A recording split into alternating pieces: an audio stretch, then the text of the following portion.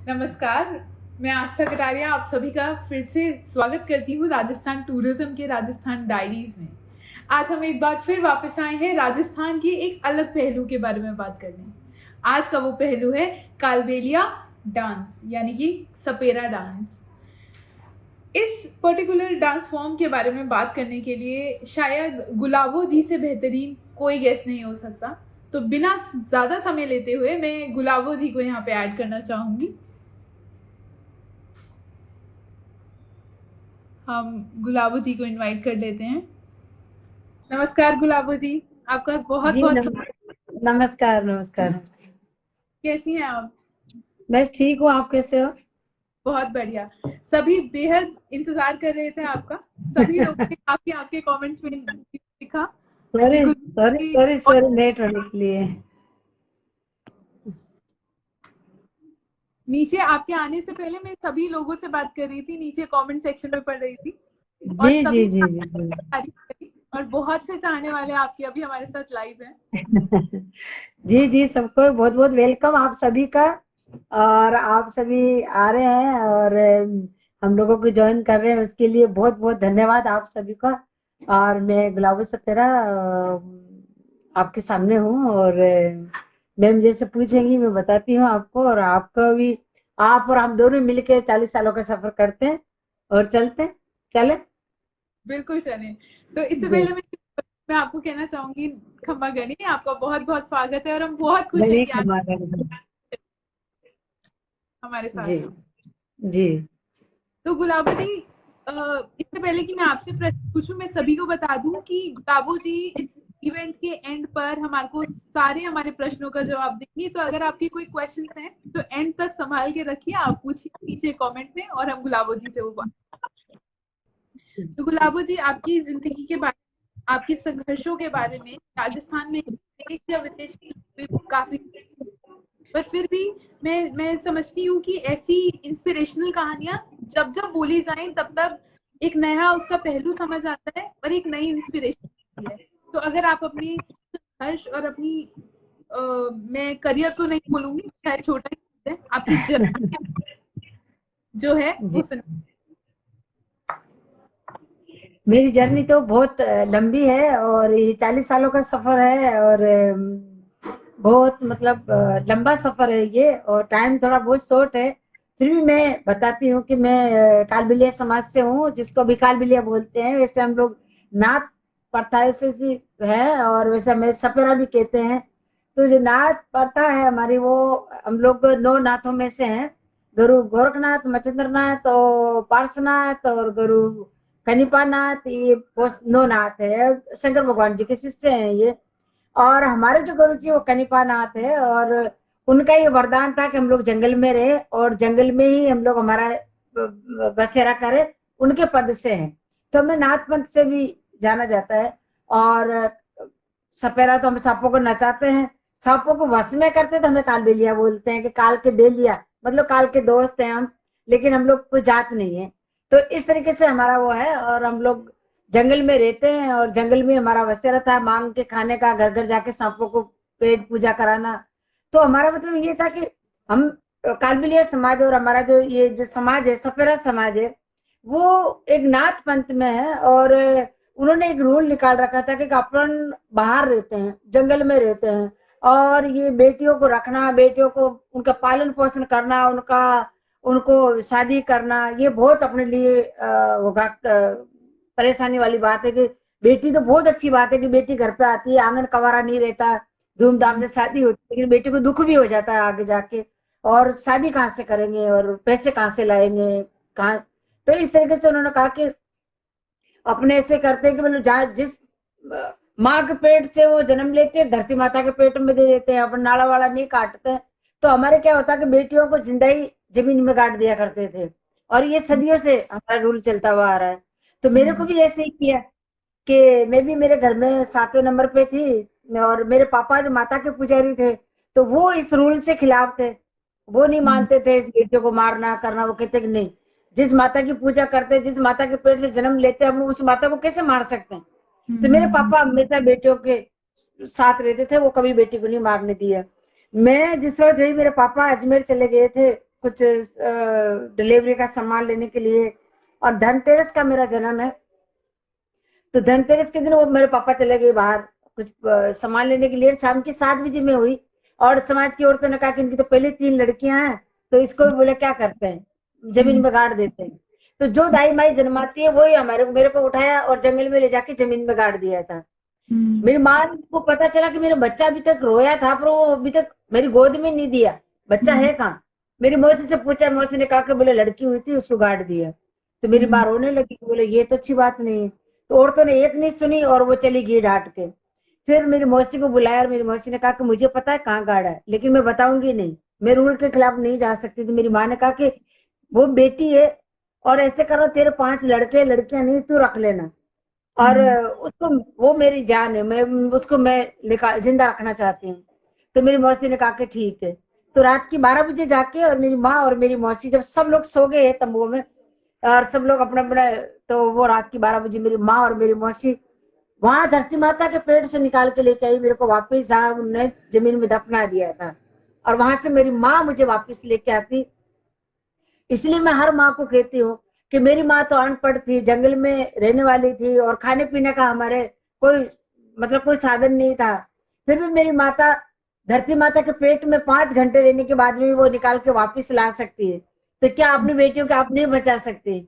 आप बचा सकती है, क्योंकि वो आपके कलेजे का टुकड़ा आपके पेट में पलता है। ये कन्या भ्रूण हत्या, कन्या भ्रूण जो होता है, ये नहीं होगा, क्योंकि माता और पिता दोनों तैयार हो जाए कि जो भी हो रहा है अपना हिंदुस्तानी नागरिक बच्चा पैदा आ रहा है और उसका वेलकम करे, तो ये कन्या भ्रूण नहीं होगा। तो मैं हर माता को पिता को यही कहना चाहूंगी कि जैसी माँ और मेरे पापा ने हिम्मत जुटाई, आप भी अपनी हिम्मत जुटा के, और बेटा हो चाहे बेटी हो, उसको आप उनको बचाए और उनकी मदद करें। उसके बाद सुबह जब हमारे समाज वालों को पता चला कि लड़की हुई थी और उसको गाड़ दिया था और उन्होंने वापस निकाल दिया, तो समाज की बहुत बड़ी पंचायत थी। बेटी ने कहा कि तुम तो समाज से खिलाफ गए, रूल के खिलाफ जाके, और तुमने ये किया, ये अच्छी बात नहीं है।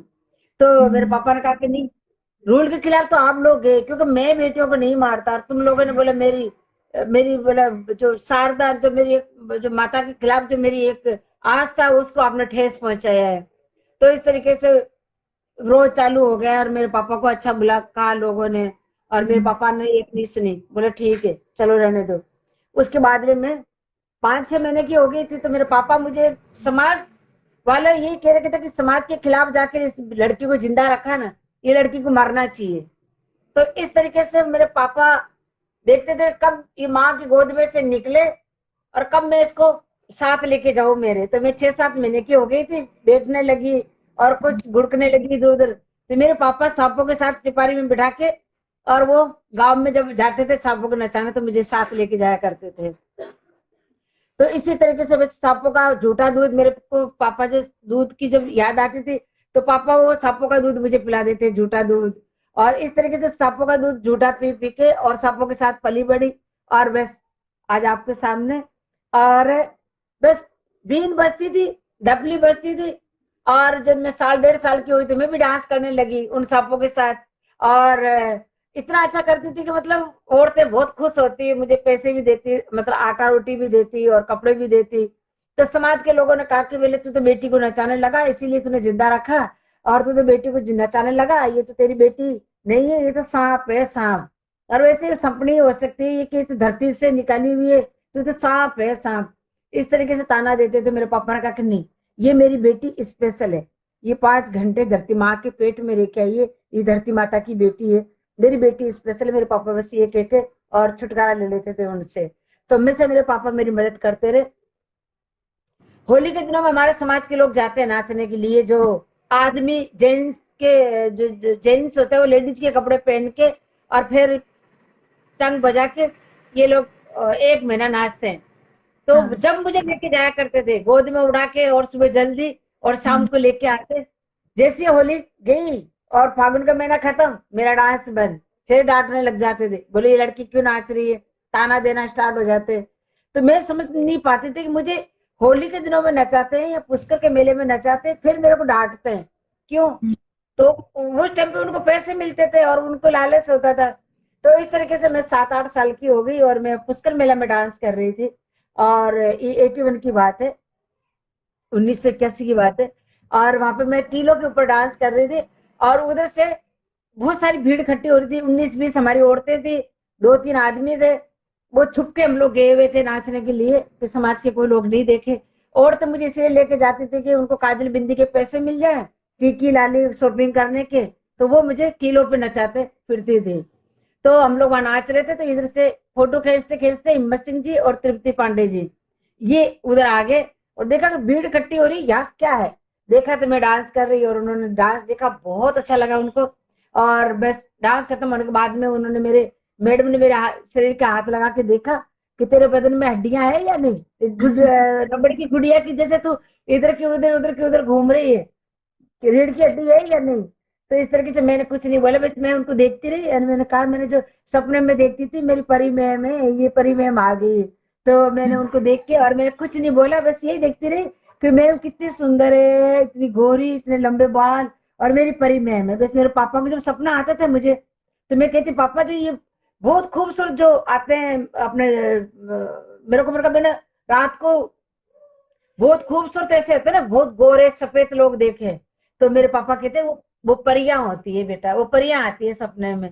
तो वो सपना मेरा सच हुआ, मैम को देखा और मेरे सामने परी मैम नजर आई। और वो उन्होंने फिर मुझे इनवाइट किया कि बोले गुलाबो, उन्होंने मेरे चाचा से बात करी कि तुम लोग यहाँ डांस कर रहे हो, शाम को प्रोग्राम कर लो, बहुत अच्छा डांस करती है। मैं इनके लिए सेठी साहब को कहूंगी कि वो पैसे इनके लिए एक्स्ट्रा पास कर दे, तो पैसे ही मिलेंगे। यहाँ क्या नचा रहे हो बच्ची को। तो मेरे चाचा ने कहा कि मैडम ये प्रोग्राम क्या होता है, हम तो नहीं समझते। अरे पागल, तू जो यहाँ डांस कर रहे हो ना वैसे वहां करना, तो वो प्रोग्राम होता है। तो हम लोग शाम को चले गए और वहां पे मैडम ने हमें स्टेज दिया, मंच दिया। मुझे घुंघरू लेके दिए, किसी राउंड हत्ते वाले जो भोपा था उनसे मेरे को घुंघरू लेके दिए कि बोले ये बांध के डांस करेगी तेरे को और भी रिदम मिलेगी, अच्छा लगेगा। तो मैंने वो डांस घुंघरू बांध के डांस किया और घुंघरू निकाल के, तब वो तालियां बजा रहे थे लोग। तो मेरे को लगा मेरे को ये भगा रहे हैं मुझे, क्योंकि जब रोड पे नाचती हूँ तो लोग पैसे फेंकते हैं और ये तालियां बजा रहे हैं। और मुझे बहुत अच्छा लग रहा था, मुझे अंदर से इतना अच्छा फील आ रहा था। मुझे आज भी वो चीज याद है कि ऐसे लग रहा था मैं भगवान के मंदिर में नाच रही हूँ और ये जगह मेरे लिए बनी है, ऑडियंस वो मेरे लिए भगवान बैठी है और मैं ऐसा इतना मंच, इतनी बढ़िया जगह, मैंने कहा ये सिर्फ मेरे लिए, मैं यहाँ नाचूंगी। तो मैं तो नाचती गई, जब से लाइट बंद करी फिर मैं रुकी, नीचे उतरी। मैडम ने कहा अच्छा लगा। मैंने कहा सब कुछ अच्छा लगा, पर ये लोग पैसे नहीं फेंक रहे थे, ये तो तालियां बजा रहे थे, मुझे भगा रहे थे क्या। मैडम ने कहा अरे पागल, ये पैसे नहीं फेंकते, ताली बजा के स्वागत करते हैं, तो पैसों से नहीं होती ये तालियां, समझ गए ना।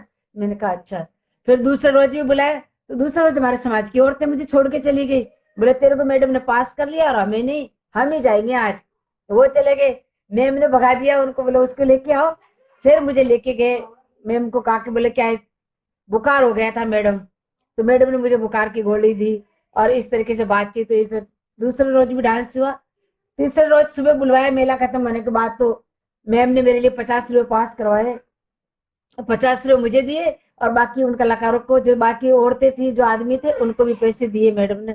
और वो जब से टूरिज्म डिपार्टमेंट का मंच मिला मुझे, और वो मेरे हिम्मत सिंह जी, तृप्ति पांडा, जो पांडे जी और ये सेठी साहब जी, जो भी हमारे टूरिज्म डिपार्टमेंट के ऑफिसर जो थे, सबने इतना मान सम्मान दिया और सबने मतलब इतना अच्छा लगा। और सब लोग बहुत खुश हुए, कहा कि बोले ये सांपों को नचाने वाले समाज में पहला लड़की जो डांस कर रही है। इनके समाज में डांस होता नहीं है, मर्द लोग करते हैं चंग पे वो लेडीज कपड़े पहन के, लेकिन लड़की पहला बार कर रही है। तो उनको बहुत अच्छा लगा और मुझे बहुत दुआएं दी। तो मैं ये कहना चाहूंगी कि वो वहां से मेरी लाइफ स्टार्ट हुई। जन्म तो माता पिता ने दिया, लेकिन मेरी जो लाइफ जो स्टार्ट हुई वो डिपार्टमेंट के थ्रू, और हिम्मत सिंह जी और तृप्ति पांडे वो ही मेरे लाइफ दाता है और टूरिज्म डिपार्टमेंट मेरा लाइफ दाता है कि ये मुझे यहाँ तक पहुंचाया। पूरी दुनिया में मैं घूमी हूँ। मैं यहाँ नहीं लेके आते मुझे जयपुर तो मैं पूरी दुनिया नहीं देखती, आज पद्मश्री तक नहीं पहुंचती। तो सब मेरे को टूरिज्म डिपार्टमेंट की देन है। और यही मतलब एक नई गुलाबो जिसको कहते हैं, एक नई गुलाब जिसको कहते हैं, जो नई एक बेटी जिसको कहते हैं, वो मैं डिपार्टमेंट की बेटी हूँ और टूरिज्म डिपार्टमेंट की। कि मैं कभी इनका एहसान मैं भी नहीं भूल सकती, मेरे बच्चे भी नहीं भूल सकते, मेरा पूरा समाज नहीं भूल सकता। क्योंकि समाज वाले जब मना करते थे, पंचायती करते थे, तो हिम्मत सिंह जी जाकर उनको सबको समझाते थे कि पागल, ये लड़की तुम्हारी लड़की नहीं है, ये पूरे देश की बेटी है, ये पूरे देश की बेटी, पूरे राजस्थान की बेटी, पूरे हिंदुस्तान की बेटी, देखना एक रोज बहुत आगे जाएगी। अरे साहब नहीं, ये कलंक हमारे समाज के ऊपर, ये लड़की नाक कटवाएगी। बोले नाक नहीं कटवाएगी, तुम्हारा 1 गज का नाक बढ़ाएगी। बोला तुम इसको प्रोग्राम तो करने दो। तो इस तरह की जब पंचायतियां करते थे हिम्मत सिंह जी आके, और मैडम आके उनको कहती थी भाई तुम इन बेटी को आगे निकलने दो, और इनको अगर रोका तुम्हें तो मैं गोली मार दूंगी तुम्हारे को। ये मैम का डायलॉग है आज भी। तो इस तरीके से हमारे मतलब मैडम और वो बहुत मदद करते रहे। 4-5 साल तक उनको समझाते रहे। फिर महारानी गायत्री देवी माता, राजमाता को पता चला, इनका एक प्रोग्राम नहीं करने दिया था मुझे, तो जयपुर दरिज का प्रोग्राम था, उन्होंने बुलवाया मुझे और कहा कि बोले प्रोग्राम में नहीं आई। तो मेरे पापा ने समझाया, मेरे पापा को भी बुलवाया था साथ। पापा को समझाया महारानी गायत्री देवी ने कि देखो ये बेटी सिर्फ तुम्हारी नहीं है बाबा, ये बेटी पूरे राजस्थान की है, पूरे हिंदुस्तान की है। ये एक नया, एक कहते हैं एक नया आपके लिए एक मसीहा पैदा हुआ है जो पूरे समाज को चेंज कर सकता है। इसमें वो चीज है, आप इसका सपोर्ट करो, आगे निकलने दो, और फिर देखना आगे क्या होगा। तो ये आज से मेरी बेटी है, तुम्हारी बेटी नहीं है। तो मेरे पापा ने कहा कि माता जी ये आज से आपकी बेटी है, मैं तो जयपुर छोड़ के चला जाऊंगा मेरी बेटी को यहाँ छोड़ के आपके पास, और नहीं तो हम लोग जयपुर के होके रह जाएंगे, हम यहीं आ जाएंगे सब लोग, और आज से हम आपके हैं। तो बस जब से 92 93 से हम लोग मैम से मिले थे, 92 में, 91 सॉरी 81 में मैं आई थी, और 81 में मतलब मैडम से हम लोग मिले, महारानी गायत्री देवी से मिले, डिपार्टमेंट से मिले। हमें प्रोग्राम मेरे पापा को ले जाके दिखाया, ये देखो टूरिज्म डिपार्टमेंट का प्रोग्राम है, पुलिस वाले बाहर खड़े रहते हैं, कोई लापरवाह आदमी नहीं आते हैं, कोई गुंडे नहीं आते हैं। इस तरीके से मेरे पापा को समझाया। फिर पापा समझ गए। फिर पंचायतियां वंचायतियां चाहे कितनी हो, पर जब पुष्कर का मेला करने के बाद में हमारे को समाज वाले समाज से बाहर कर दिया था कि तुम्हारी बेटी तख्तों पे डांस करके आई है, जो नहीं करना चाहिए था, और तुम्हारी बेटी ने किया। मेरे पापा ने कहा कि 20 लड़कियां थी, 3 आदमी थे, वो लेके गए मेरी बेटी को। बोले नहीं, तेरी बेटी नहीं नाचती तो ये लोग नहीं लेके जाते। तो बिल्कुल। डर से पापा पे हुआ वापिस, जुर्माना किया और समाज से बाहर कर दिया। इधर से तृप्ति मैम का फोन आया, लोगों को भेजा यहाँ से, हमारे समाज के लोगों को, कि गुलाबी को लेके आओ, वो जो गुलाब मिली थी ना पुष्कर में, उसको लेके आओ। तो इधर से मेरे समाज के लोग आगे वहां लेने के लिए, तो मेरे पापा ने मना कर दिया। फिर मैं सुन लिया था, मुझे पता चला कि मुझे मैडम बुला रही है, वो मेरी परी मैम बुला रही है। मेरे भाई को मैंने बोला कि मेरे भैया, मैंने कहा मेरी वो परी मैम बुला रही है मुझे, और वो जो बाबूजी खड़े थे ना वो बुला रहे हैं, तो अपन चले क्या? मेरे भैया ने कहा बेटा अपन जानते नहीं जयपुर कहाँ है। मैंने कहा वो तो बस मिल जाएगी ना, बैठ जाएंगे जयपुर का नाम लेके। तो इस तरीके से हम लोग रात की 1 बजे वहां से निकले, डेरों में से, जंगल में से, और पैदल पैदल पैदल पैदल 10-15 किलोमीटर चल के, और हाईवे पे आए, हाईवे से बस में बैठ के हम लोग जयपुर आ गए थे। और फिर यहाँ पे मेरा भाई रक्षा चलाता था, फिर हम यहाँ को, हमारे समाज के डेरे थे, पितल फैक्ट्री, वहां के रहे। और बस वो लोग कहते तुम लोग कौन हो, कहाँ से आए हो? तुम लोग कहते भाई हम इस तरीके से समाज के ही है आपके, पर हम आपके पास रहना चाहते हैं। तो मेरे दादाजी बहुत बड़े पंच थे, तो मेरे दादाजी का नाम लिया मेरे पापा ने, मेरे भैया ने, कि हम हीरानाथ जी के पोते दोते पोते पोती है, और वहां से आए रास रास से। तो इस तरीके से हम लोग, जब फिर इनको पता चला कि मैं तो डांस करने के लिए आई, तो जयपुर वाले कहते भाई आप यहाँ, हमारी लड़कियां डांस नहीं करती, तुम भगो यहाँ से। तो मेरे पाप भैया ने कहा कि हमारे अजमेर की साइड में डांस करती है लड़कियां। जब हम लोग अजमेर जाते हैं तो अजमेर वाले कहते अरे ये तो लड़की डांस कर रही। तो मेरे पापा और मेरे भाई कहते भाई जयपुर में करते हैं डांस, हम जयपुर में जाएंगे। तो इस तरीके से हमारा पूरा टाइम 4-5 साल निकलते रहे। फिर इलारून जी हमारे को प्रोग्राम करवाया बॉम्बे, और टूरिज्म डिपार्टमेंट की तरफ से फिर हम दिल्ली, फिर पूरा कलकत्ता, मद्रास, बेंगलोर, सारी दुनिया में 5 साल तक प्रोग्राम करते रहे। और फिर 84 में वहाँ दिल्ली में मैं वो डांस कर रही थी, वो था कोई दीपावली मेला, टूरिज्म डिपार्टमेंट का एक प्रोग्राम था। वहां पे दिल्ली से राजेश सेठी जो है अपने, उन्होंने मुझे देखा, और एक रावण हत्ते वाला भोपा, उसने देखा, फिर राजू सेठी जी को बुला के लाया कि देखो एक लड़की बहुत अच्छा डांस कर रही है और डिपार्टमेंट के प्रोग्राम में आई हुई है। उन्होंने आके देखा, बोले ये अपना अमेरिका अपना फेस्टिवल हो रहा है, उसमें बोले इस लड़की को ले लेते, और बाकी बोला बहुत अच्छा कर रही है। तो फिर मेरे को उन्होंने इनवाइट किया, और फिर हम लोग अमेरिका चले गए 85 में। और जाने से एक रोज पहले मेरे पापा गुजर गए, और मैं 2 महीने के लिए दिल्ली गई हुई थी रिहर्सल में। बड़ी मुश्किल से समझाया था मेरे पापा को, मैंने कहा हम लोग वहां जाएंगे, वो है, वो पापा का नहीं नहीं अंग्रेजों का देश है बेटा, वहां नहीं जाना चाहिए।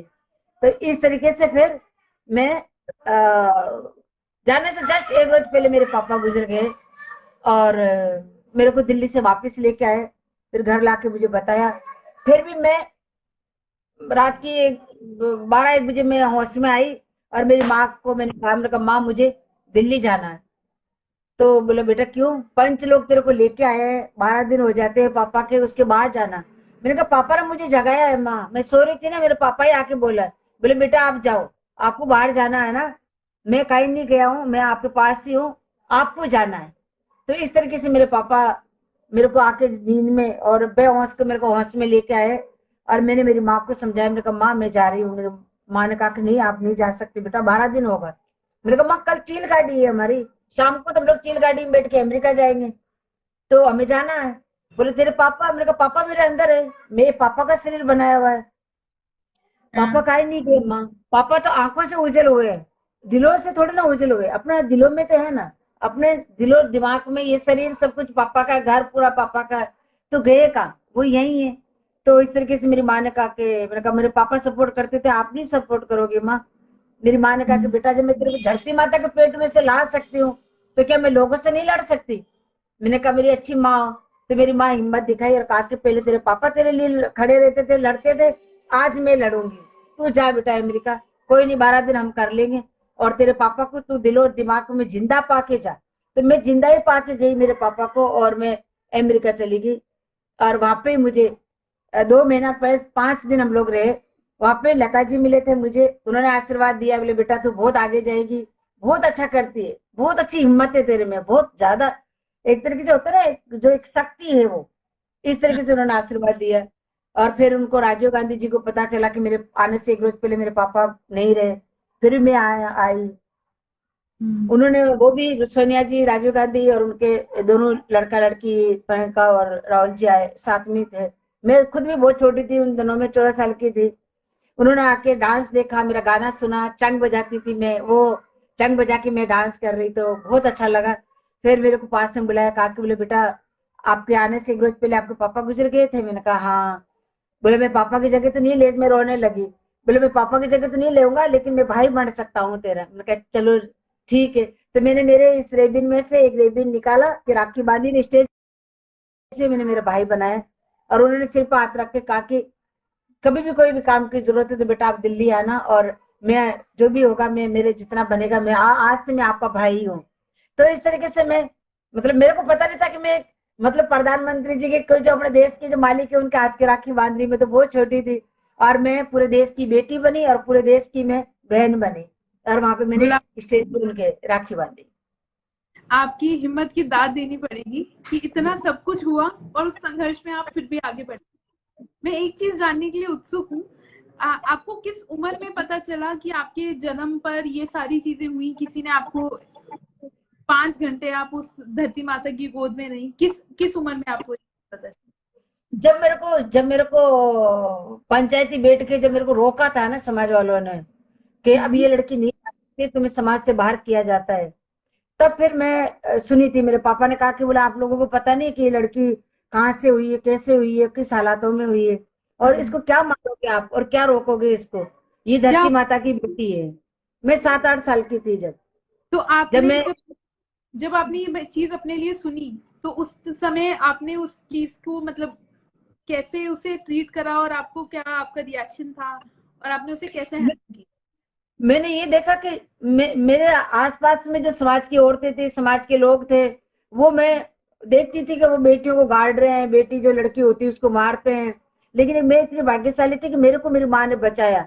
तो मैं खुद सोचती थी कि मेरे को, मैं हम लोग तो 4 बहनें हैं, हम कैसे जिंदा है, समाज की सारी लड़कियों को ये लोग मार देते हैं, और शादी करने के लिए औरतें जालोर से लेके आते हैं लड़कियां, खुद की लड़कियां रखते नहीं है।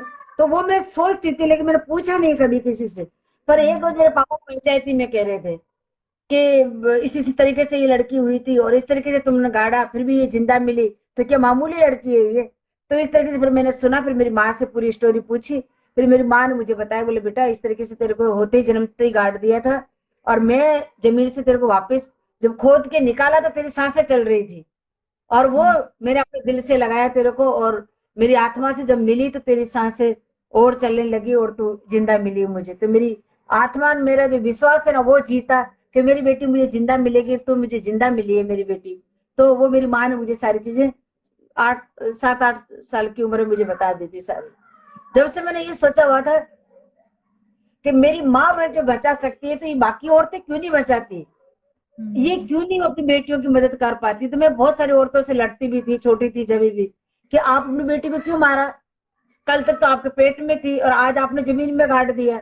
तो वो औरतें मुझे मार के या फिर उनके पति मुझे मार के भगा देते थे वहां से, कि छोटी सी तो बात और बड़ी बड़ी बातें करती है, तेरे बाप ने तेरे को जिंदा रखा, तेरी माँ ने तेरे को जिंदा रखा, तो उनको निहाल करेगी, तेरे पास कपड़े नहीं पहनने के लिए, तू तेरे भाइयों के कपड़े पहन के घूमती है। तो मैंने कहा मुझे प्रॉमिस करो कि आज आज आज के बाद आप किसी बेटी को नहीं मारोगे या फिर किसी लड़की को नहीं मारोगे। तो समाज के लोगों ने मेरे को प्रॉमिस किया कि आज के बाद हम किसी लड़की को नहीं मारेंगे और हमारे को भी आपको जैसी बेटी चाहिए। तो बस पहला जीत हुई मेरी अमेरिका से आने के बाद कि वो किसी बेटी को नहीं मारा। की अपनी कहानी सुनाई वो दिल को बहुत छुई जरूर। और मुझे लगता है कि आज जितनी भी लड़कियां इसे सुन रही थी वो काफी इंस्पायर हुई होंगी। और मैं सभी को कहना चाहूंगी कि जब उस जमाने में गुलाबो जी ने इतनी हिम्मत दिखाई कि 14 साल की उम्र में वो अमेरिका गई, उनके जी पिताजी का हुआ और तब भी उन्होंने वो हिम्मत जुटाई कि वो वहां जा पाए। तो आज आज न्यू एज टेक्नोलॉजी में तो हम सब वो हिम्मत दिखा के अपने आप के लिए आगे बढ़ सकते हैं। तो बहुत खुशी आगे बढ़ना हुई आपसे बात करके इस बारे में। गुलाबो जी, ये सब था आपका संघर्ष। और मैं जानना चाहूंगी कि वो जब आप वॉशिंगटन डीसी गई, आपने देश विदेश में परफॉर्मेंस दी, वो एक ऐसा पॉइंट कब था जब आपको लगा कि अब मैं सक्सेसफुल हो गई हूँ और आज मैंने एक मुकाम हासिल कर लिया और अपने माँ बाप का नाम रोशन किया? देखिए मैं अमेरिका से वापिस आई तब मेरे समाज के लोगों ने मुझे मान सम्मान दिया और मुझे समाज में वापस लिया और कहा कि बोले बेटा आपके जैसी बेटी हमारे को भी चाहिए। जिस बेटी को हम बहुत बुरा बुरा कहते थे और हमें जब आप अमेरिका थे तो पीछे से हमारे चाय का गिलास हमारा हाथ में दिया तब हम बहुत प्राउड हुए कि हम जो कहा कि नहीं नहीं नहीं वो हमारी बेटी नहीं, लेकिन लोगों ने कहा कि अरे वो तुम्हारी बेटी है और तुम चाय पियो और हमारे पास में बैठो। तब बोला हमारे को बहुत अच्छा लगा और बोला बेटा हमारे को आपकी जैसी बेटी चाहिए। तो मैंने कहा आप मेरी जैसी बेटी कैसे, मेरी जैसी बेटी कैसे पाओगे, जब आप बेटियां जिंदा रखोगे तब ना, तो आपके घर में भी गुलाबो हो सकती है। तो बस अमेरिका से आने के बाद भी मेरे को प्रॉमिस किया कि हम आज के बाद किसी बेटी को नहीं मारेंगे और आपकी जैसी बेटी चाहिए हमें। तो मेरी पहला जीत हुई कि मैंने बेटियों की जो मेरे बचपन से देखते हुए आ रही थी मेरे नजरों के सामने जो गाड़ते थे मारते थे, और वो अमेरिका से जाके आने के बाद जब समाज के लोगों ने मुझे प्रॉमिस किया और कहा कि आज के बाद हम किसी बेटी को नहीं मारेंगे, और आज देख लो एक एक घर में 5-5 6-6 बेटियां हैं और वही बेटियां देश विदेश में जाती है अपना पैर और परिवार का और ससुराल का घर चला रही है। तो मेरा पहला जीत और मेरे को पहला ये लगा कि आज मेरी लड़ाई सफल हुई है कि मैं बेटियों की जान बचा पाई। ये पहला चीज मुझे हासिल हुई कि मैं बेटियों की जान बचा पाई। तो ये एक छोटी सी बच्ची अगर फेल नहीं करती और मेरी माँ मुझे जिंदा नहीं रखती और मैं वो बच्चियों को मरते हुए गाड़ते हुए नहीं देखती तो आज मैं यहाँ तक नहीं पहुंचती। हमारे समाज में आज हजारों लड़कियां जिंदा है, वो सिर्फ एक लड़की की लड़ाई की वजह से। तो आज डांस की वजह से हमारा पूरा समाज कमा के खा रहा है और आज जब मैंने ये लड़ाई लड़ी तो हमारे हजारों लड़कियां जिंदा है और वो अपना घर भी चला रही है, वंश भी बढ़ा रही है और 2-2 परिवार का नाम भी कर रही है। गुलाबो जी, मैं अक्सर लोगों से बात करती हूँ तो अगर कालबेलिया नृत्य का नाम आता है तो आपका नाम जरूर आता है। और मुझे किसी ने बोला था एक बारी कि गुलाबो मतलब कालबेलिया और सपेरा डांस मतलब गुलाबो। जी इस तरीके से जी आपके नाम के साथ ये नृत्य जुड़ा है। तो अगर आप कालबेलिया डांस के बारे में, इस डांस फॉर्म के बारे में और बता पाए, क्योंकि शायद आप ही ने इसकी शुरुआत करी है। इसके बारे में मैं क्या बताऊं, इसके बारे में तो मैं खुद आपके सामने बैठी हूँ कि डांस मेरे साथ ही जन्मा है और मैं डांस के साथ जन्मी हूँ। तो इस डांस की जन्मदाता ही मैं हूँ और कहने का मतलब कि डांस मुझे जन्म दिया और मैंने डांस को जन्म दिया। तो मैं हूँ तो कालबेलिया डांसर, ये सपेरा डांसर, मैं मतलब मैं ही गुलाबो हूँ। तो दोनों आपके सामने ही है और ये ड्रेस का डिजाइन मेरा खुद का अपना है और अरे वाला जो गाना है वो मेरा खुद का अपना खुद का बनाया हुआ है। और ये डांस तो मेरे साथ जन्मा है जो मैं बचपन से कर रही हूँ, तो मैंने किसी से नहीं सीखा है। मेरी माँ मुझे गाना सिखाती थी, तंबू में छोटी सी थी जब मेरे को पापा के साथ जाने के लिए जब मना किया तो समाज की औरतों ने, समाज के लोगों ने, तो फिर माँ, मैं रोती थी मेरे पापा के साथ जाने के लिए, तो मेरी माँ ने कहा कि मैं तेरे को गाना भी सिखाती हूँ और डांस भी, तेरे को डांस ही करना है ना? मैंने कहा हाँ। तो तंबू का पर्दा लगा के मेरी माँ मुझे डांस करवाती थी। मुझे रोटी मत दो, मुझे डांस करवा दो। मैं बीमार हूं तो मुझे दवाई नहीं चाहिए, मेरे को डांस चाहिए। तो यही आज भी वही हालत है, और पहले भी यही था कि मेरा डांस है तो सब कुछ है, और डांस नहीं तो कुछ भी नहीं है। तो यही है कालबेलिया डांस की पहचान। जब अमेरिका में पूछा, जब मेरे को गुलाबी नाथ कहते थे, तो मैंने कहा आप नाथ क्यों कहते हैं मुझे, मैं तो लड़की हूँ, नाथ तो आदमियों के लगते हैं। तो बोला आपका सरनेम क्या है? तो मैंने कहा मैं सांप की जगह डांस करती हूँ, तो मेरा सरनेम आप सपेरा रख दो। तो मैंने सपेरा जो सरनेम नाम, वही मैंने वहां से अमेरिका से ही रखा। कि बोला इस डांस का नाम क्या रखोगी, क्या है ये? तो मैं चाहती तो गुलाबो डांस बोल सकती थी, लेकिन मैंने कहा कि नहीं, मेरे समाज का नाम आना चाहिए इसमें। तो मैंने कहा, उनके साथ देखो, सांपों को नचाने का समाज है हमारा, और सांपों को नचाते रहो। आज मैं लड़की नाच रही हूँ, तो मेरा डांस का नाम भी सपेरा रख दो, और मेरा सरनेम भी सपेरा रखो। तो फिर मेरे को सपेरा के वहां पुकारते थे कि गुलाबी सपेरा। तो मुझे बहुत अच्छा लगा कि मैं अपना सरनेम भी ढूंढा वहां जाके, और मेरे समाज डांस का नाम भी मैंने ढूंढा कि इसका नाम सपेरा होना चाहिए। सपेरा डांस रखने से मेरे समाज का नाम भी हुआ, और मेरे समाज को आगे बढ़ने का मौका भी मिला। और आज पूरा समाज, सपेरा समाज में ये कालबेलिया समाज डांस के नाम से सब लोग ये जाना जाता है, इसको यूनेस्को में भी शामिल किया है। तो ये कालबेलिया डांस इसलिए बोलते कि हम लोग काल को वश में करते, काल को पकड़ के सांप को वश में करने का मतलब काल के बेलिया। तो हम काल के दोस्त थे, सांप के दोस्त थे, और वो हमने डांस की नाम रखा हुआ है कालबेलिया। क्योंकि ये भी एक काल से कम नहीं कि हम लोग सांप की जगह डांस कर रहे हैं, पूरी पब्लिक का सामना करते हैं, और पूरी पब्लिक को रिझाते हैं, और वो एक भगवान समझ के उनको हम प्रार्थना समझ के उनको सामने हम लोग पेश होते हैं। तो ये डांस का नाम भी कालबेलिया रखा गया है। तो बस ये डांस तो आपके सामने बैठी ही जन्मदाता बस। गुलाबा जी, जैसे आपने बताया कि ये जो आपका ड्रेस होता है, जो आप ड्रेस पहनते हैं कालबेलिया डांस में, ये ब्लैक एंड व्हाइट कलर की होती है, जैसे कि हम अभी आपको देख भी पा रहे हैं। तो ये सारा आपने डिजाइन करा और आपने ही इसकी शुरुआत करी, क्योंकि ये पहचान है कालबेलिया डांसर्स की। नहीं, ये पहचान इसलिए हुई कि ये ड्रेस, मैं बहुत छोटी थी तब मैं ये ड्रेस का डिजाइन किया था। तो मेरे को काला कपड़ा बहुत पसंद था बचपन से, और क्योंकि मैं तो सांपों के साथ रही, तो बस जो भी काली ड्रेस दिखती थी मुझे बहुत अच्छी लगती थी, क्योंकि सांपों का ही दूध झूठा पी पी के। तो मैंने एक फिल्म भी देखी थी, तो उसमें मेरे को काली ड्रेस किसी ने बहुत, मैं देखा तो मैंने कहा यार इतनी अच्छी ड्रेस है, मैंने कहा मैं भी बनाऊंगी ये। तो मेरे पापा को मैंने कहा पापा मैं तो वो ड्रेस, ऐसी ड्रेस बनवाऊंगी। तो मेरे पापा ने कहा कि नहीं बेटा, अपना काला कपड़ा नहीं पहनते, अपन जोगी हैं, अपन नाथ हैं, अपने भंगवा पहनते हैं, केसरिया कलर के कपड़े जो होते हैं वो पहनते हैं। वो लड़कियां नहीं पहनती केसरिया कलर के कपड़े, वो आदमी लोग पहनते हैं। पर काला कपड़ा लड़कियां नहीं पहनती। हमारे लाल चलेगा, ब्लू चलेगा, पीला चलेगा, हरा चलेगा, सारा कलर चलता है, लेकिन काला कलर हमारे समाज में नहीं चलता है। पर मैंने जिद करी काले ही कपड़े की कि मुझे तो काला ही कपड़ा चाहिए। मेरे पापा कहते तू बाकी स्पेशल है, सब चीज में हटके चाहिए तेरे को। अब तेरे को काला कपड़ा कहाँ से लेके आऊं? जब मैं 1 महीने तक रोती रही, मैंने कहा मुझे तो काला कपड़ा चाहिए, काले ड्रेस बनवाऊंगी, मेरे काले कपड़े बनवाऊंगी पहनने के लिए, जब मैं प्रोग्राम नहीं करती थी। फिर मेरे पापा ने मुझे 50 रुपए दिए, और मैं जाके, और मेरी ये काली ड्रेस मैंने बनवाई। मेरे पापा से प्रॉमिस किया था कि मैं काला कलर बिल्कुल नहीं देखने दूंगी आपको, देखना आप। तो फिर मैंने 7 कलर के ये पाइपिंग के कपड़े लिए, 7 रंग के अलग अलग। तो थोड़ा थोड़ा काला कपड़ा दिख रहा था।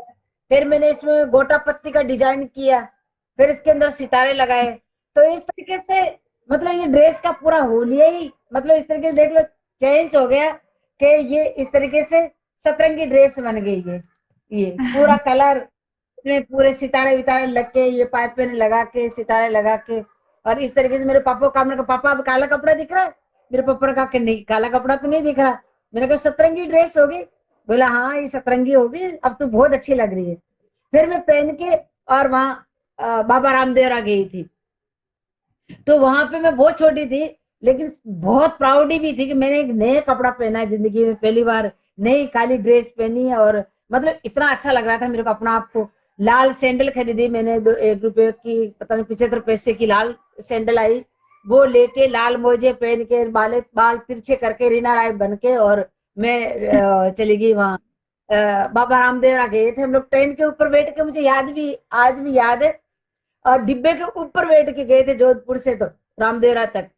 तो वहां पे पूरे मेले में वो काली ड्रेस पहनी हुई, तिलछे बाल बनाए हुए और घूम रहे। सब कहते देखो रीना राय आ गई, रीना राय आ गई, पर मैं तो बहुत छोटी रीना राय थी, इतनी सी छोटी सी थी। तो बहुत अच्छा लगा सब लोगों को। मेरी बहुत फोटो खींची वहां पे, और सब लोग अलग अलग स्टूडियो में ले जाके मेरी फोटो खींच रहे, और डफली हाथ में देके इस तरीके से एक्शन करवा करवा के। तो मुझे बहुत प्राउड हो रहा था कि बस मैं ही हूँ इस मेले में, और कोई भी नहीं है जो मेरी फोटो खींच रही है। तो मुझे बहुत अच्छा लगा पहले बार। और बस ये ड्रेस मुझे जब से, मैंने प्रोग्राम के लिए नहीं बनवाई थी, खुद मेरे अपने पहनने के लिए बनवाई थी ये। और फिर पर मैंने जब 1981 में जब मैंने प्रोग्राम स्टार्ट किया, तो फिर मैं ये ड्रेस मैंने पहनना स्टार्ट कर दिया। अमेरिका में मैंने ये ड्रेस नहीं पहनी थी। अमेरिका में मैंने मेरे जो हमारे ओरिजिनल घाघरा और कमीज होते हैं ना, वही पहन के गई थी, लाल ड्रेस बना के। लेकिन उसके बाद मैंने एक बार जैसलमेर में ये काली ड्रेस पहनी थी, और जैसलमेर में इतनी पब्लिक आके, मतलब एकदम यूं जैसे कहते ना कि कौन परी आ गई एकदम। हिम्मत सिंह जी और तृप्ति जी, उन्होंने एक स्टेज एक कोरियोग्राफ किया था, म्यूजिक पूरे 150 कलाकारों को बिठा के सिपनी, उन्होंने एक मतलब एक वो किया था उन्होंने, एक ही स्टेज पर 150 कलाकारों को। तो उसमें बना जी ने कहा कि तेरे को मौका कहाँ मिलेगा डांस करने का, तू तो ऐसे कर, तू तो इनके साथ ही कर ले। तो मैं छोटी सी तो खड़ी थी साइड में, और जैसे वो सब लोग बजाया करना भील, जो वो लंबी लंबी मूछे वाले जो थे, वो बैठे, वो लंगा मंगनिया हमारे समाज के, तेरा ताल, वो कंजरवा डांस वाले सारे लोग थे वहां पे। और पूरे 150 कलाकारों को बिठा के बना जी ने बहुत अच्छा कोरियोग्राफ करके, और एक साथ म्यूजिक बजवाया उन्होंने, और मेरे को डांस के लिए छोड़ दिया, बोला अब जा तू। तो वो ऑटोमेटिक लाइट है, बहुत अच्छी लाइट डायरेक्टर है हमारे हिम्मत सिंह जी। तो वो एक लाइट ने ऐसी लगाई, वो ऑटोमेटिक लाइट होती है चम चम चम चम करने वाली। तो वो काली ड्रेस थी, सितारे लगे हुए थे सफेद ऐसे लाल ये सतरंगी। तो ऐसा लगा था कोई आसमान से परी उतर के आ गई, वो इस तरीके से डांस कर रही। तो करना बिल जी वो नाइट बजा रहे थे अपने बैठे बैठे, तो वो भी डांस करना स्टार्ट कर दिया। फिर एक वो लंगा मांगनियार जो मटके बजा रहे थे, तो वो भी मटके लेके और डांस करना स्टार्ट कर दिया।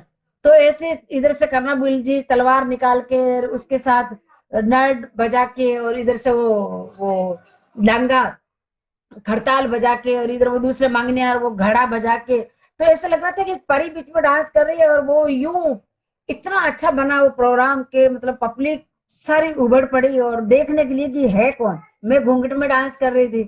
तो फिर मेरे को गाड़ी में बिठा के और वहां अपने ग्रीन रूम तक ले गए, होटल तक ले गए। और दूसरे रोज दिन में प्रोग्राम रखा था मैडम ने वहाँ सम में, डिपार्टमेंट में, टूरिज्म डिपार्टमेंट में। वहां पे भी इतनी भीड़ उबड़ पड़ी वो देखने के, वो रात वाली लड़की है ये। तो इतनी भीड़ उबड़ पड़ी कि मैडम मेरे को गाड़ी में बिठा के, और वो भागना पड़ा वहां से, और हम लोग जैसलमेर वापिस आ गए। और वो प्रोग्राम मतलब नहीं कर पाए, क्योंकि पब्लिक को देखना चाह रही थी कि है कौन ये घूंघट में। तो वो आज भी जैसलमेर में ये छुपा हुआ है कि चेहरा, कि वो घूंघट में जो थी वो है कौन। आज भी उनको पता नहीं चला कि वो कौन। अब वो पहचानने लगे, काली ड्रेस वाली वो गुलाबी है, जो जिसको हम देखना चाह रहे थे।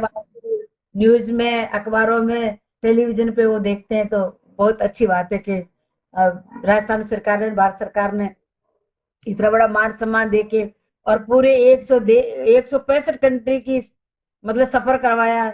और फिर उन्होंने पद्मश्री दे के मेरे को मान सम्मान दिया, और फिर एक कदम और बढ़ने का मौका दिया। तो सब अपने भारत सरकार और राजस्थान सरकार का ही हाथ है। और सबसे पहले जो हाथ है वो टूरिज्म डिपार्टमेंट का है, कि वो मेरे को यहाँ तक लेके आए, वही मेरे लाभदाता है जो मुझे यहाँ तक पहुंचाया है। गुलाबो जी, आपकी इस बात को सुन के एक चीज सीखी मैंने। चाहे वो बात छोटी सी थी कि आपने जिद पे अड़ गई कि ये काले कपड़े ही पहनने हैं, पर इससे मैंने सीखा जहाँ है वहां रहा है, एक बार ही ठान ली तो आप कर ही लेंगी। मेरी जिंदगी में ये, मैंने जिंदगी में हाँ या ना, दो ही चीज सीखी है, हाँ या ना। मुझे ये काम करना है तो करना है, बस कोई मुझे मना नहीं कर सकता। और वो मैं ये कहती हूँ कि मुझे, मैं नहीं कहती हूँ, वो मुझे ईश्वर कहलवाता है, और वो ही डिसाइड करता है कि मुझे अभी क्या करना है। तो मेरी मम्मी पापा हमेशा ये कहते थे कि आप बेटा जाओ, लड़की हो, 2 साल पढ़ लो, उसके बाद अपना काम करो। 2 साल पढ़ लो, उसके बाद अपना काम करो। तो मेरी मम्मी पापा हमेशा ये कहते थे कि आप बेटा जाओ, लड़की हो, 2 साल पढ़ लो, उसके बाद अपना काम करो। 2 साल पढ़ लो, उसके बाद अपना काम करो। तो मेरी मम्मी पापा हमेशा ये कहते थे कि आप बेटा जाओ, लड़की हो, समाज से हम लड़ते हैं, आप आगे निकलो और आप जाओ, हम आपके साथ हैं और ईश्वर आपके साथ में है। पीछे घूम के मत देखना, पीछे तो दुश्मन खड़े हैं, आजू बाजू में गंदे लोग खड़े हैं, जो आपका हाथ पकड़ के इधर भी खींच सकता है, इधर भी खींच सकता है। आप सीधे चलोगे, सीधा आपके, आपका जो हाथ पकड़ा है वो ईश्वर ने पकड़ा है और वो आपको लेके चल पड़ा है बेटा। हम आपके पीछे हैं, अब आप चलो, क्योंकि आप भगवान का हाथ छुड़वा दिया तो फिर आपको कोई भी आपको सहारा देने वाला नहीं। वो चाहे कहाँ पे भी ले जाए आपको, चाहे कांटों में, चाहे मिट्टी में, धूल में, पहाड़ों में, सीधे देखते चलो, बस सीधे देखते चलो। आजू बाजू में बेख जाओगे, लोग बेखा देंगे, पीछे दुश्मन खड़े हैं, वो ये कहेंगे अरे यार कहाँ जा रहा है, बैठ 5 मिनट। तो वो 5 मिनट का चक्कर है कि आप 5 घंटे लेट हो गए किसी भी चीज के लिए, तो आपका टाइम भी गया, काम भी गया, काम के साथ आपका कर्म भी गया। तो मैं मेरे बिल्कुल। काम को मैं कर्म मानती हूँ, और काम ही है जो वही अपना भगवान है, और वही अपना कर्म है, और वही अपने को आगे बढ़ाता है। होना चाहिए इंसान में जुनून और आगे बढ़ने की लालसा, और वो एक ताकत, जो ताकत उन्हीं में होती है जो भगवान में विश्वास करता, और ताकत उसी में होती है जो किसी भी चीज से हारता नहीं है कि यार अब तो कुछ भी नहीं रहा अपने पास में, अब आपने क्या करेंगे।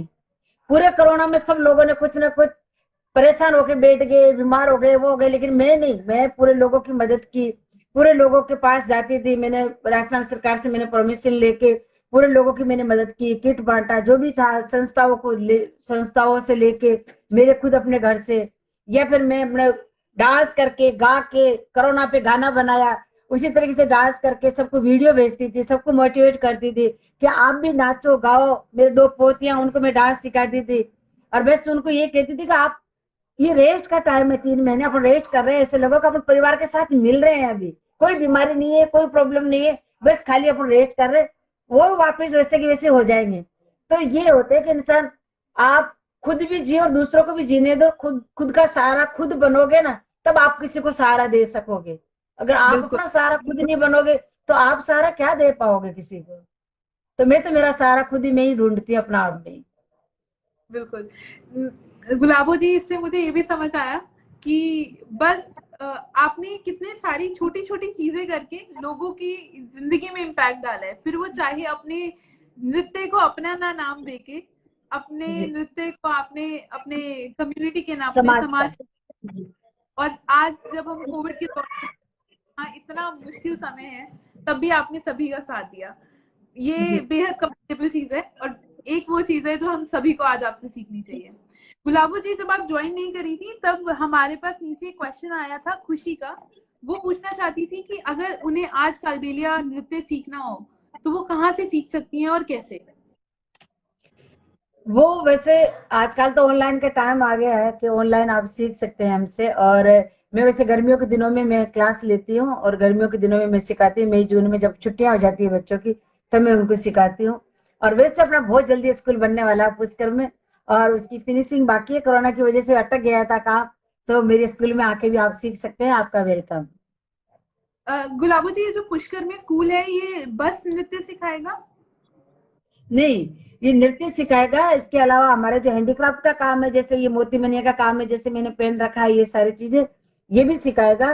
कांच कसीदे का काम है वो भी सिखाएगा, और कैसे तरीके से पुंगी बनती है, किस तरीके से ढपली बनती है, किस तरीके से हमारे सांपों का जेर जो निकालते थे हम लोग, वो पोएट्री, ताव बुखार में कौन सी दवाई लेते थे हम लोग जंगल में रहने वाले, तो आयुर्वेदिक भी सिखाएंगे उनको, और झाड़ा झपाड़े की पोएट्री वो भी हम सिखाएंगे, और उनको गुदड़ियां किस तरीके से बनती है वो भी सिखाएंगे। मेन चीज हम लोग डांस और पढ़ाई तो इम्पोर्टेंट है, पढ़ाई भी हम लोग उनको बच्चों को करवाएंगे, चाहे बाहर से विदेश से आएंगे तो उनको हम हिंदी पढ़ाएंगे, उनसे हम इंग्लिश सीखेंगे, हमारे बच्चों को हम हिंदी इंग्लिश सिखाएंगे, क्योंकि पढ़ेगा वही बढ़ेगा, अगर नहीं पढ़ा तो वो दुनिया को पढ़ ही नहीं सकता। अभी आज का टाइम डिजिटल टाइम आ गया, तो वो किस तरीके से आगे बढ़ेगा इंसान।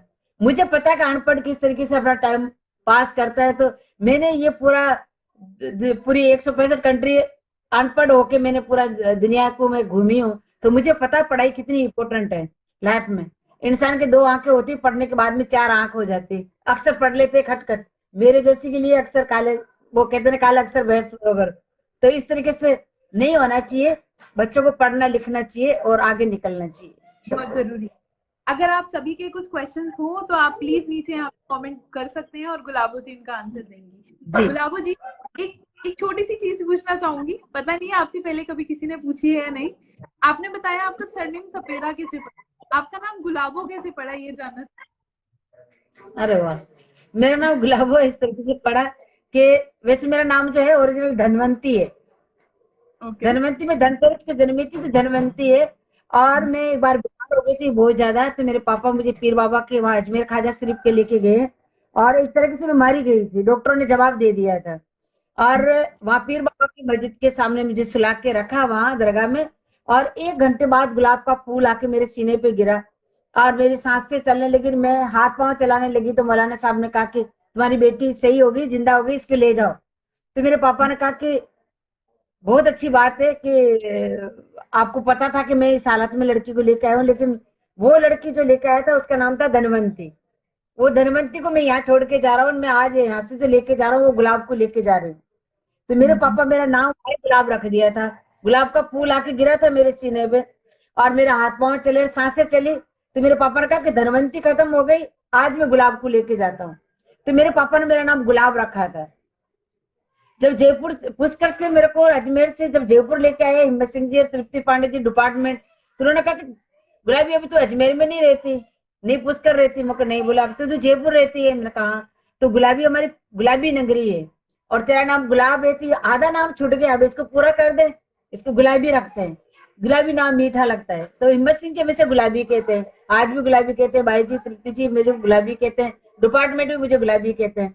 तो मेरा नाम डिपार्टमेंट से मुझे मिला गुलाबी। जब मैं अमेरिका जाके वापस आई तब फिर हरियाणा से कोई धर्मियों की एक मैगजीन निकली थी और उन्होंने मेरा नाम निकाला गुलाबो। तो मैं लड़ी उनको, भाई मेरा नाम गुलाबो नहीं है, ये कौन है गुलाबो जिसका फोटो मेरी छप रही है, इंटरव्यू मेरा है, लेकिन ये नाम मेरा नहीं है। तो उन्होंने कहा कि हरियाणा का नाम है। और हरियाणा में क्या होता है कि हमारे जो गुलाबो नाम है वो पावरफुल नाम है और एक नजदीक सा लगता है, जैसे तुम्हारा गुलाबी मीठा है, हमारे जैसे गुलाबो मीठा है।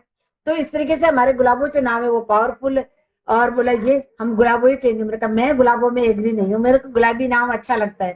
तो इस तरीके से आज भी मेरी सारी आईडी गुलाबी की नाम से है, लेकिन गुलाबो नाम प्रोफेशनल नाम हो गया कि भाई ठीक है गुलाबो के नाम से जाने जाते हैं हम।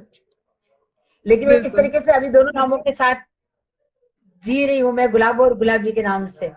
तो मेरे को बहुत अच्छा लगता है कि जब मैं अभी राजस्थान वालों को पूछती हूँ आप लोगों को भी गुलाबो नाम अच्छा लगता है क्या, आप मुझे गुलाबो क्यों बोलते हैं? वो कहते हैं अरे वाह, एक लड़की होके, छोटी सी बच्ची होके आप पूरी दुनिया में 165 कंट्री गई हो, पूरे समाज को बदला है तुमने, पूरे देश का नाम किया है। और इतनी सी बच्ची यूनेस्को में नाम शामिल करवाया है तुमने, तुम्हारी स्टेचू बनी हुई है, पता है जीते जी।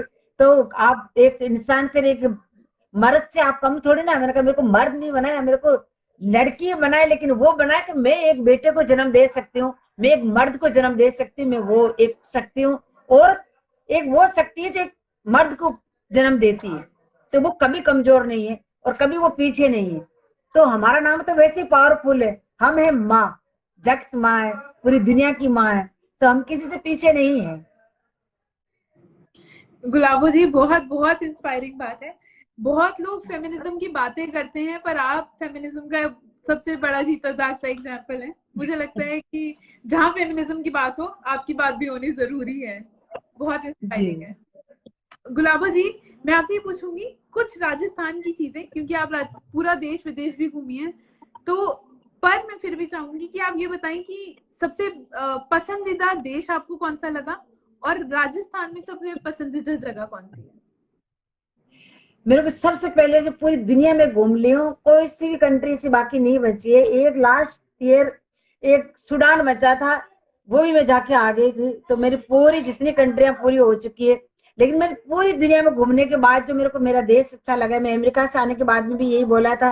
मेरे को कहा कि आपको क्या अच्छा लगा, अमेरिका कैसा अच्छा लगा? मेरे को अमेरिका मुझे अच्छा लगा। मैं 2 महीने और 5 दिन सो रही थी, मुझे सपना था, आँख खुली तो मैं झुपड़पट्टी में ही पाई। तो मैं आज में झुपड़पट्टी में ही हूँ, वो मेरा सपना था जब मैं अमेरिका जाके आई हूँ। मैं उसको कभी अपने उसको अपना अपनी कमजोरी नहीं बना सकती कि मैं अमेरिका गई हूँ अब मैं यहाँ कुछ नहीं कर पाऊंगी, लेकिन वो एक मेरा ड्रीम था, वो सपना था। सबसे अच्छा मेरा हिंदुस्तान है और सबसे अच्छा मेरा राजस्थान है। तो मैं आज भी वही कहूंगी, चाहे मैं 165 क्या 170 180 कंट्री भी घूम लूं, तो सबसे अच्छा मेरा हिंदुस्तान है और सबसे अच्छा मेरा राजस्थान है। जो राजस्थान में कलरफुल हम कपड़े पहनते हैं। हर एक तीज त्योहार, होली, दिवाली धूमधाम से हम लोग मनाते हैं। राखी का त्योहार भाइयों के साथ मनाते हैं। हर एक त्योहार है जो खुशियां से मनता है हमारा, और पूरा परिवार एक साथ रहता है। हम लोग सबसे अच्छी बात है कि हम तीखा खाते हैं और बहुत ज्यादा मीठा खाते हैं, और यही हमारी जुबान में भी मिठास है, और थोड़ा सा अगर अपने पा जाए तो तिखास भी है। तो ये हमारे राजस्थान की खूबियां हैं। और राजस्थान हमारा कलरफुल है, एकदम रंग बिरंगा, जो जिसको बोलते हैं ना, ड्रेस से लेके, कपड़े से लेके, पगड़ी से लेके। पगड़ी हमारे मर्दों की शान है, मूछ हमारे मर्दों की शान है, ओढ़नी हमारे जो चुन्नी है वो हमारी औरत की है, जो आंचल है ये। आज मैं कई फंक्शन में देखती हूँ, कई फेस्टिवलों में देखती हूँ कि औरतें और बड़े बड़े जो लोग होते हैं वो औरतों के ऊपर पगड़ी रख देते हैं। मुझे ये बिल्कुल अच्छा नहीं लगता कि औरतों के ऊपर पगड़ी रख देते हो आप। पगड़ी को पता है आपको, पगड़ी के बारे में मालूम भी है आपको? पगड़ी एक इंसान की, एक मर्द की शान होती, जैसे मूछ की शान है वो एक पगड़ी की शान है।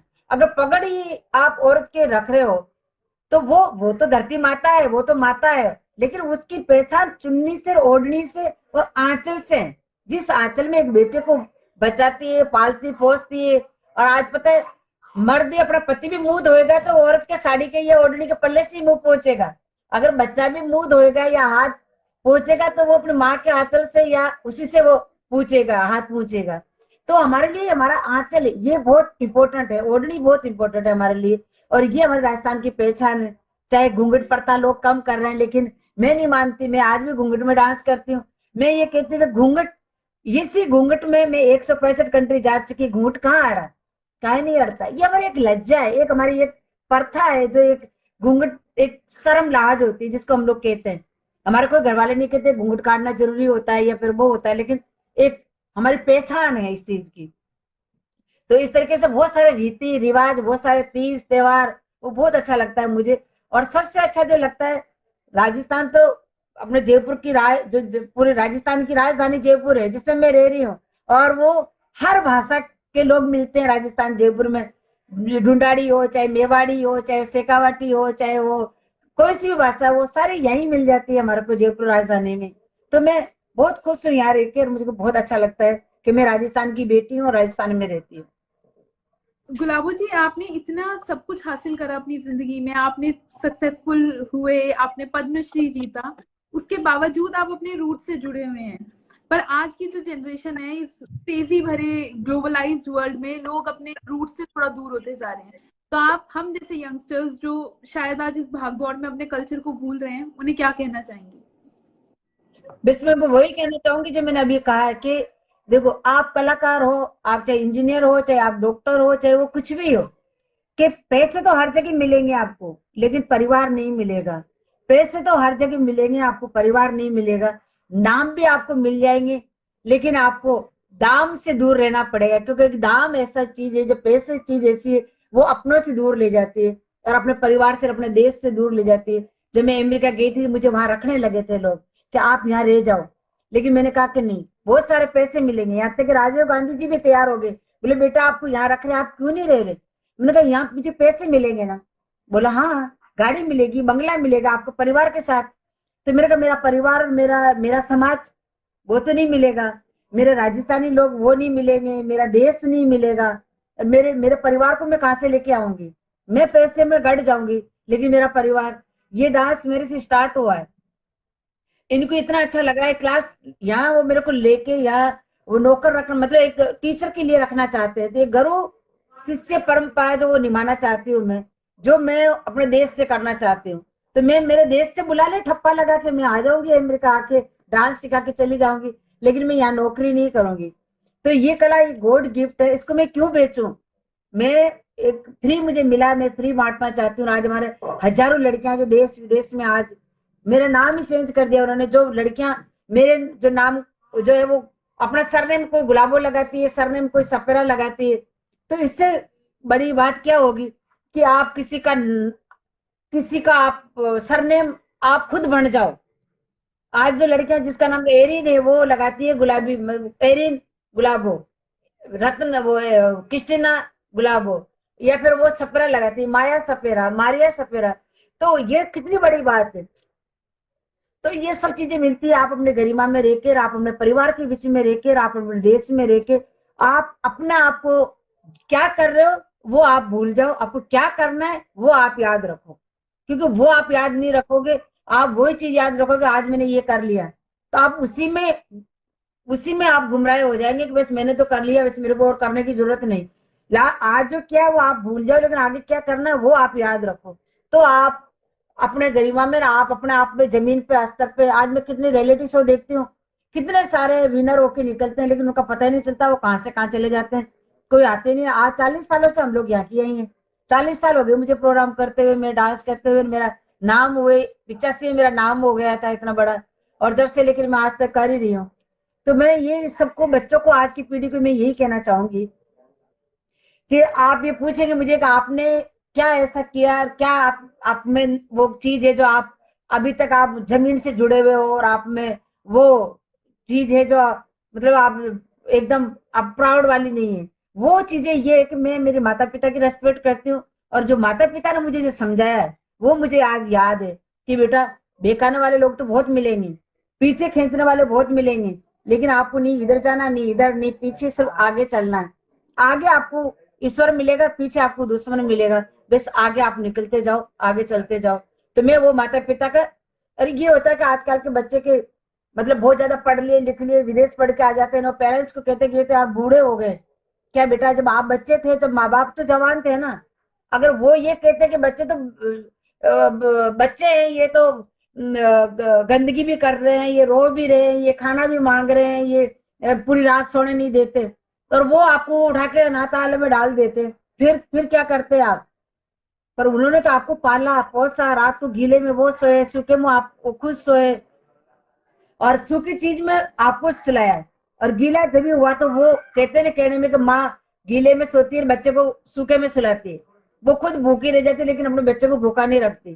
तो वो माँ बाप होते हैं। जैसे मेरे पापा जल्दी नहीं आते थे मांग के या फिर कहीं फेरी लगा के, तो हम लोग भूख लगती थी हमारे को रात की 6-7 बजे, तो मेरी माँ पानी का भरा हुआ देगचा तो उसके चूल्हे पे रख देती, लकड़ियां सलगा के चम्मच अंदर डाल देती, कहती बेटा दलिया बन रहा है, अब ये पर आप खा के सो जाना। हम तबते तबते भूखे सो जाते, लेकिन हमारी जो एक उम्मीद है ना वो भूखी नहीं सोती थी, हमारी आस है ना वो भूखी नहीं सोती थी कि हाँ घाट बन रही है हम लोग खा के सोएंगे, दलिया बन रहा है हम खा के सोएंगे। वो उसी में हमें नींद आ जाती थी, सुबह हम बहुत खुशी खुशी उठते थे और कहते थे हम पेट भर के सोए थे। तो माएँ तो ऐसी होती है बेटा, आप भी माँ बनोगे, आप भी बाप बनोगे, तो हमेशा ये सोचना चाहिए कि आज आप अपने पेरेंट्स के साथ करेंगे तो कल आपके बच्चे आपके साथ करेंगे, और आप अच्छा अपने पेरेंट्स के साथ करेंगे तो आपकी औलाद भी आपके साथ में अच्छा करेगी। बस यही सोच के चलना कि ये तो दुनिया का असूल होता है कि जैसा आप करोगे वैसे ही आपको भरना पड़ेगा। तो ये चीजें सारी आपको याद रखनी पड़ती है। जवानी सब पे ही आती है 2 दिन की, कहते ना जवानी तो गधी पे भी आती है, जो वो भी मक्खी को भी नहीं बैठने देती, कहते हाँ हाँ मैं ही हूँ। लेकिन ये 2 दिन की खूबसूरती, 2 दिन की जवानी, ये ढल जाती है बहुत जल्दी, बाद में वहां आ जाते हैं लोग इंसान। तो बुढ़ापा ही साथ लेके जाते हैं, बुढ़ापे की हमेशा रेस्पेक्ट करे, और बुढ़ापे को हमेशा उसका वेलकम करेगा, अच्छा ठीक है आ गया भाई, अपने को इन्हीं के साथ जीना। आपसे बात करके मुझे ऐसा लगा कि कितना कुछ है सीखने को और क्या अलग नजरिया है आपका जिंदगी को देखने के लिए। अभी नीचे कृष्णा जी ने एक क्वेश्चन पूछा है गुलाबो जी आपसे। वो पूछ रहे हैं कि गुलाबो मैम हम आपको परफॉर्म करते हुए लाइव कब देख सकते हैं? क्या आपके कोई लाइव शोज आने वाले हैं गुलाबो जी? कल कल देख लीजिए ज्वार कला केंद्र में कल कर रही हूँ। तो कृष्णा जी आशा है जवाब मिल गया। वेलकम है आपका, कल आ जाओ ज्वार कला केंद्र में कर रही हूँ।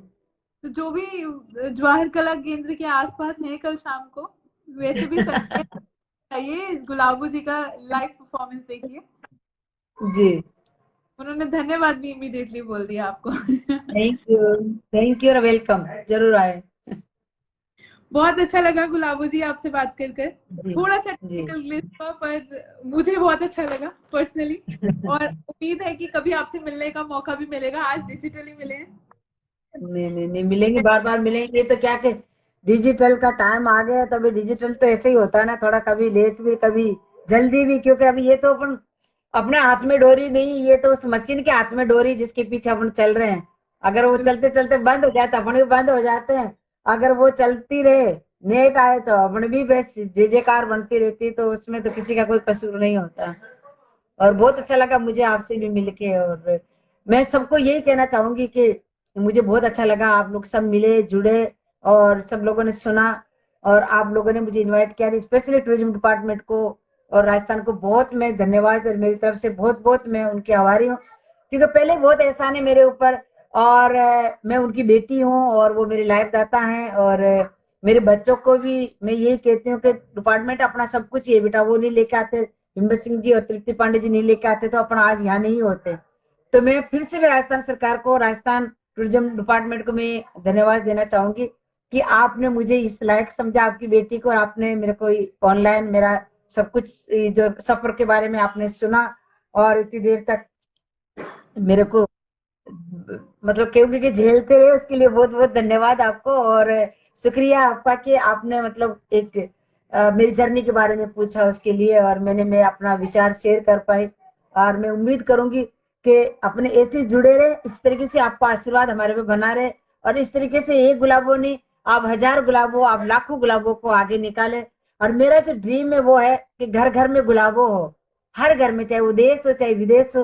तो ये मेरा सपना पूरा करने में आपका पूरा पूरा आशीर्वाद चाहिए मुझे, क्योंकि आप ही हैं जो हर कलाकार को आगे निकाल सकते हैं, आप ही हैं जो सब बेटियों को आगे लेते हैं और उनका मान सम्मान बढ़ाते हैं, और वो हर समाज को आगे लेते हैं, चाहे वो भोपा हो, चाहे वो रावण हत्ते वाले, चाहे वो कंजर हो, चाहे वो कालबिलिया हो, चाहे वो लंगा मांगनियार हो, चाहे वो कोई सी कौम के कलाकार हो, सब डिपार्टमेंट ही ऐसा है जरिया जो, और हमारे जो सांस्कृतिक केंद्र जो ऐसा है कि जो हम लोगों को आगे लेके जाता है। अब आर्ट और कल्चर आज हम लोगों को सपोर्ट नहीं करे तो हम लोग आगे नहीं निकल सकते। तो मैं राजस्थान सरकार का और टूरिज्म डिपार्टमेंट की बहुत बहुत आभारी हूँ। और बस फिर मैं जाते जाते एक ही कहना चाहूंगी, आपको पूछना और मैं तो फिर मेरा एंड करूं। नहीं, आप बताइए। तो मैं जाते जाते एक ही कहना चाहूंगी कि नहीं तो आप इधर देखिए, नहीं इधर, नहीं आजू नहीं बाजू नहीं पीछे, बस आगे चलते जाए। आपको पता है, मैं जब मैं प्रोग्राम करती थी बचपन से, तब जो भी मेरे को देखते थे कहते थे बेटी ये बच्ची बहुत आगे जाएगी, राजमाता ने कहा बहुत आगे जाएगी, लता जी ने कहा ये लड़की बहुत आगे जाएगी, राजीव गांधी जी ने कहा ये लड़की बहुत आगे जाएगी, सोनिया जी ने, जो भी मिलते थे टूरिज्म डिपार्टमेंट मुझे लेकर आया, कहता ये लड़की हमें विश्वास है हमारे देश का नाम करेगी, बहुत आगे जाएगी। वो आगे आगे के चक्कर में मैं 165 कंट्री जा चुकी हूँ। आगे आगे के चक्कर में मुझे राजस्थान और हिंदुस्तान, अपने इंडिया सरकार ने मुझे, जो भारत सरकार ने मुझे पद्मश्री देके सम्मानित किया है, और उस आगे आगे के चक्कर में मैं आज भी आगे जा रही हूँ, बहुत आगे जा रही हूँ। और मैं सबको कहती हूँ आप भी आगे जाए, आगे जाए, आजू बाजू में नहीं पीछे नहीं, बस आगे चलते जाए, आगे चलते जाए, आगे चलते जाए, बस आगे ही चले। बहुत अच्छा लगा। इस नोट पे मैं कहूंगी कि जरूर हम आगे भी मिलेंगे, जरूर एक बार फिर और लोगों से थोड़ी वार्तालाप करेंगे। आज के सेशन में बहुत अच्छा लगा गुलाबो जी, धन्यवाद कि आप यहाँ आए हमारे धन्यवाद। साथ थैंक बातचीत करें। और के लिए भी thank you being a part of this show. आप गुलाबो जी को फॉलो कर सकते हैं और उनके बारे में और जान सकते हैं। राजस्थान टूरिज्म को फॉलो करते रहिए, सारे सोशल मीडिया हैंडल्स पे हम बहुत सा नया कंटेंट डाल रहे हैं ताकि आप राजस्थान को और करीब से जान पाएं। और जी हाँ, राजस्थान डायरीज फिर एक बार आएगा 2 हफ्ते बाद आपके पास, राजस्थान के एक नए पहलू के बारे में बात करने के लिए। धन्यवाद। यू।